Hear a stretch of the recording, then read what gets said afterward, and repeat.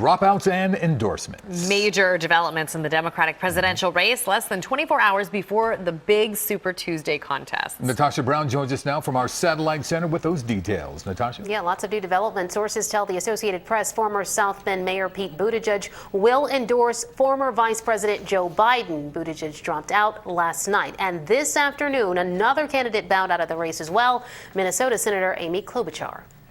Thank you, everyone.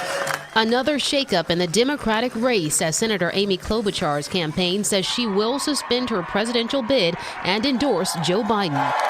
The former vice president, energized by a resounding win in South Carolina, suggested Super Tuesday will be a test of the Democratic Party in an interview with CBS News. There's going to be a real choice that the Democrats are going to have to make between a revolution and results. Biden and Pete Buttigieg spoke by phone Sunday evening in the wake of the former South Bend, Indiana mayor's decision to end his bid. Mayor Buttigieg, I think, seeing the writing on the wall that he's not likely to be the nominee, is looking at this as an opportunity to maybe coalesce support behind Biden. 14 states and American Samoa will vote Tuesday, with more than 1,300 delegates up for grabs. There is a massive effort trying to stop Bernie Sanders. The political establishment is coming together, and they will do everything. A new CBS News poll shows Sanders leading in the biggest delegate prizes of California and Texas.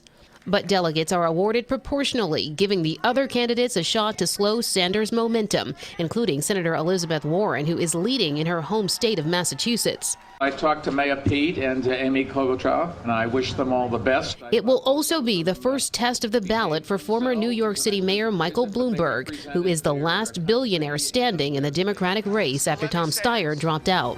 Bloomberg has already spent an unprecedented amount of campaign cash, blanketing airwaves with hundreds of millions of dollars in ads.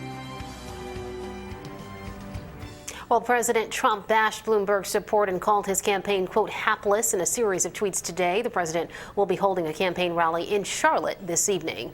Live in the Sat Center, Natasha Brown, CBS 3 Eyewitness News. All right, Natasha, thank you.